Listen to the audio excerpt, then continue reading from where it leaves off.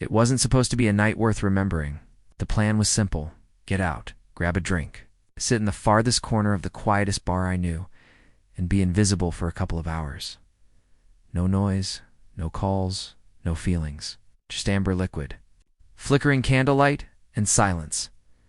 Asterisk, I walked into the place like I had 100 times before.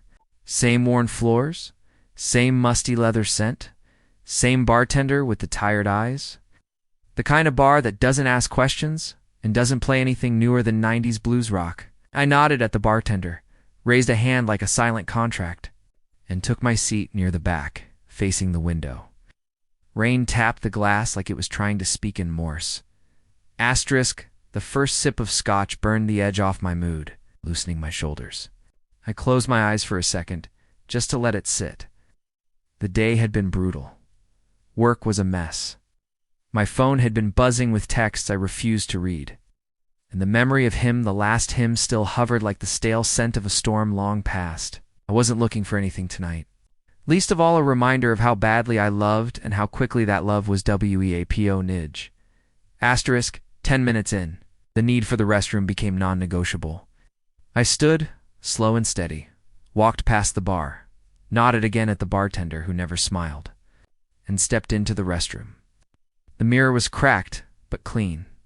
The air filled with citrus-scented disinfectant and faint despair. Asterisk, it happened in a moment of casual routine.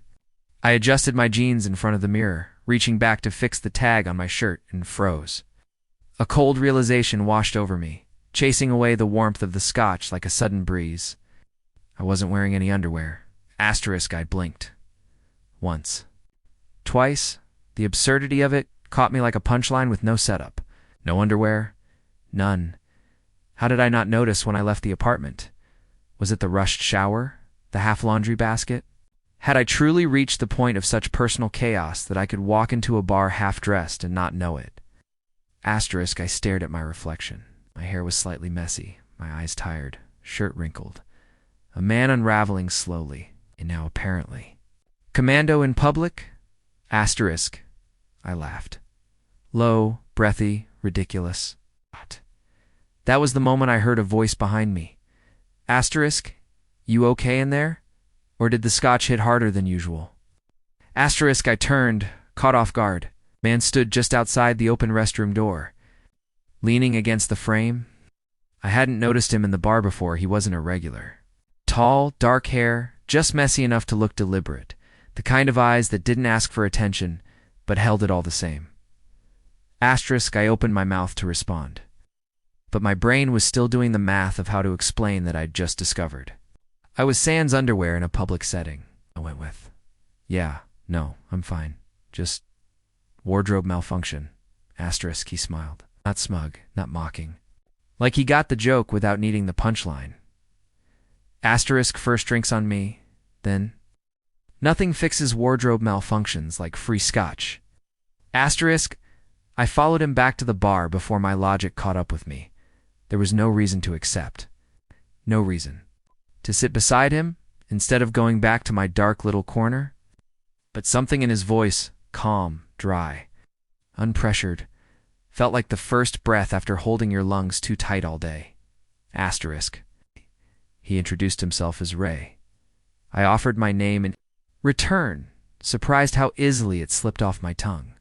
We clinked glasses, the sound sharp against the soft murmur of conversations around us. Asterisk, we talked. At first, light things. The rain, the music, the weird tension of living in a city that never shuts up.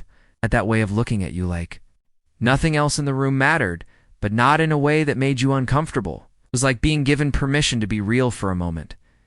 Asterisk, I found myself saying things I hadn't planned to say.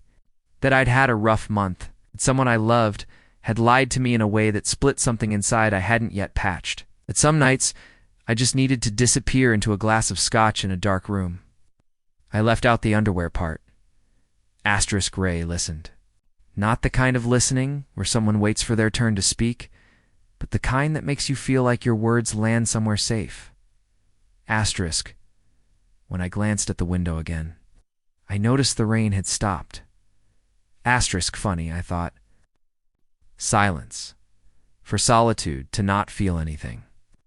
Instead, I'd ended up half buzzed, half exposed, and sitting next to someone who made the bar feel warmer than the whiskey ever could.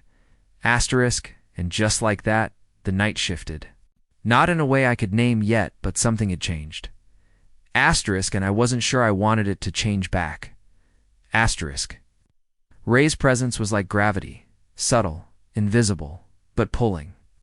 Even when he wasn't speaking, I felt the quiet hum of him beside me, like background music you didn't realize you'd been listening to until it stopped. He had a calmness about him, an ease I couldn't quite place. And yet it felt rehearsed, like a man who'd practiced appearing unbiota. Asterisk, we moved. From the bar to a booth near the window. The candles on the table were nearly burned down, but their glow softened the space between us.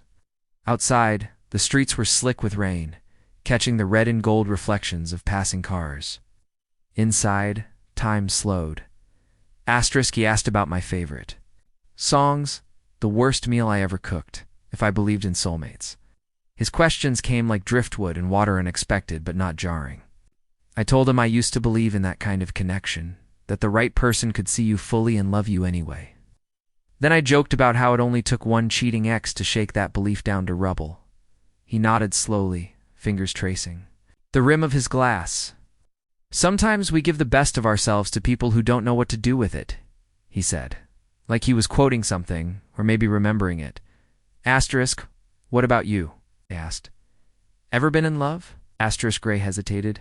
Just enough to catch. Once, he said. But I learned the hard way that people lie, even the ones who say they won't. Asterisk, his voice didn't waver.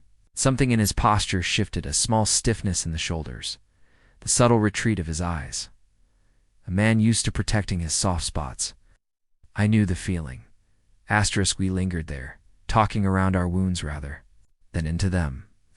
I learned he moved around a lot, worked odd jobs, didn't like planning too far ahead, said life had a way of laughing at well-made plans. There was something charming in his vagueness, but it left shadows in the corners of his story, places I couldn't see clearly even when I leaned in. Still, I wanted to believe him. The bar thinned out. Chairs stacked, lights dimmed. Ray looked at me like he was measuring a thought before speaking it. Asterisk, you want to go for a walk? He asked. The air smells better after the rain. Asterisk, I followed him without a word. Outside, the city felt quieter, like even it had exhaled. We walked shoulder to shoulder, not touching, not needing to, just listening to our footsteps on wet pavement. Asterisk, why were you alone tonight? He asked. Asterisk, I needed a break from everything, and maybe from myself too. Asterisk, he looked at me, eyes soft. You're not as invisible as you think. Asterisk, that line hung in the air. It didn't feel like a compliment. More like an observation I hadn't been brave enough to make myself. Asterisk, we stopped at a closed flower shop, the scent of damp petals still lingering through the shutters. He picked up a fallen rose from the ground, water-drenched and half-wilted, and offered it to me with a small grin. Not perfect, he said, but still beautiful. I laughed and took it, unsure whether to be flattered or wary. We sat on a nearby bench. The streetlight above us flickered slightly, casting golden ripples across the wet ground. He turned to me, voice lower now. You ever wonder why some people find each other on nights like this? Asterisk, I think sometimes the universe just gets bored, I said. Asterisk, he smiled, a tired kind of smile. It's like he'd heard better answers, but appreciated mine anyway. Asterisk, I don't usually do this, I admitted. Open up like this. It's weird. Asterisk, it's not weird, he said. It's rare. Asterisk, that word, ekadrere, the kind of word that makes you lean forward. It makes you believe this moment isn't like the others. That maybe, for once, the story doesn't end the way it always does. Asterisk, when he reached out and gently took my hand, I didn't pull away. His grip wasn't firm, just present. It felt less like a move and more like an offering. Asterisk, there was a kind of silence that followed, full rather than empty. Like nothing needed to be said. Like everything important had already passed between us in glances and half-truths. Asterisk, the city buzzed in the distance. But on that bench, it felt like we'd slipped into a different world. One where two strangers could become something else entirely in the span of a night. Asterisk, but somewhere deep in my chest, beneath the warmth and the quiet thrill of something new, a quiet voice whispered, "Be careful. Not all beauty is honest. All connection is safe." I didn't know then just how true that voice would be. The next morning, the rose still lay on my nightstand, edges curled from the night's humidity. I stared at it longer than I should have, thinking about Ray. His voice, his hands, the way he looked at me like I was the only one in the world. That night, it felt like a dream, not the fragile kind that slips away, but the kind that lingers in your bones. Asterisk, I told myself not to read too much into it. One night, one conversation. But the way he made me feel wasn't fleeting. It echoed. And when he texted me that afternoon, still thinking about the rain and that bench, "You free tonight?" I didn't hesitate. Asterisk, we met again. And again.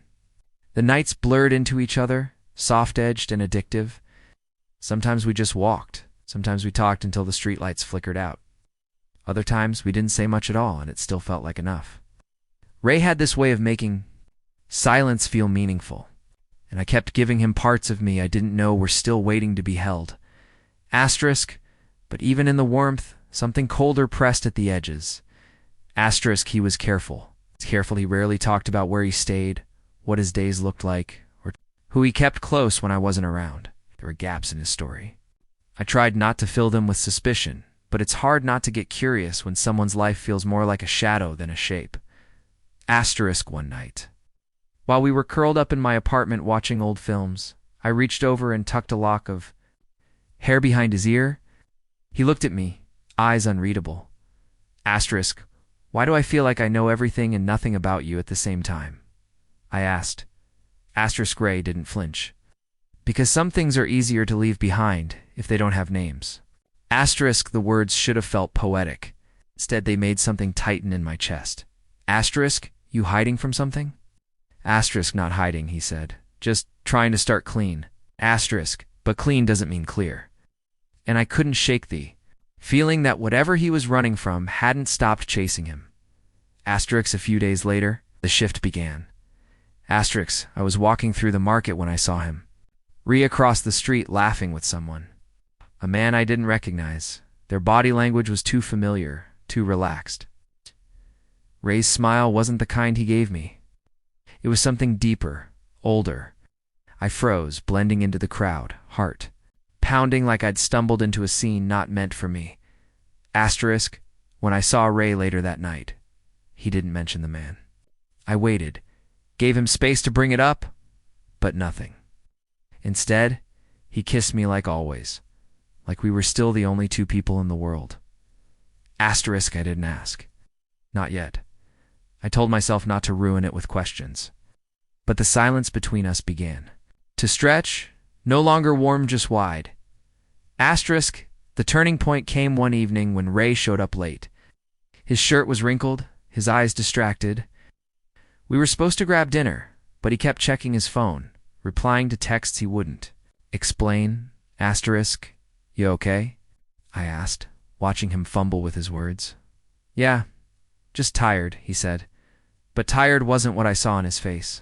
It was guilt. Asterisk, I pushed gently. If there's something going on. I'd rather know than guess. Asterisk, he looked at me then. And for a second, I thought I saw it the truth, like light behind a curtain. But he just smiled, touched my hand and said, "There's nothing you need to worry about." Asterisk, that night I couldn't sleep. I lay in bed, staring at the ceiling. The rose, long since wilted in the trash. I kept replaying the moment I saw him on the street. The way he looked at that man. The way he didn't look at me when I asked if something was wrong. Asterisk, love, when it's honest, doesn't leave room for doubt. But Ray's love, if that's what it was, had cracks I couldn't ignore anymore. Asterisk, still, I wasn't ready to let go. I told myself maybe I was overthinking. Maybe everyone has a past. Maybe Ray just needed time. Asterisk, but deep inside, something began to fold in on itself. A slow, quiet collapse. The kind that doesn't make noise until it's too late. It unraveled quietly. There was no dramatic confrontation. No shouting in the street or slammed doors. Just a message. Single clip sentence that appeared on my phone 2 nights. After Ray had left my apartment with a kiss and a promise to call, "I'm sorry if I led you on," that was it. No explanation, no closure. As if all that had passed between us could be compressed into a footnote. Asterisk for a while, I just stared at the message, rereading it, deleting it, restoring it. My mind chased 100 meanings, rewrote every scene with hindsight's cruel clarity. The laughter, the silences, the bench and the rennet, all felt contaminated now. Beautiful, but false. I didn't reply. I couldn't decide if I was angrier at Ray for disappearing or at myself for not seeing it sooner. I'd ignored the signs, the evasion, the vague answers, the way he never said my name when he said sweet. Things he had been gentle, yes, but maybe that's what made it hurt more. He hadn't broken me with brutality. He'd made me believe he wouldn't break me at all. Asterisk, but betrayal doesn't always announce itself with violence. Sometimes it just walks away quietly, while you're still offering your heart. Asterisk. I went back to the same bar a week later. I sat in the same stool, ordered the same drink, but nothing tasted the same. The bartender didn't recognize me, or if he did, he said nothing. I was grateful for that. Asterisk, the city moved on around me. Friends asked where I'd been, what I'd been up to. I gave vague answers mirroring the same casual distance Ray had once offered me. But inside, I was still piecing. Myself, together, rewinding moments, revising memories. Asterisk late one night, I couldn't help myself. I searched his name online. Nothing. No social media. No digital footprint. It was like he'd vanished.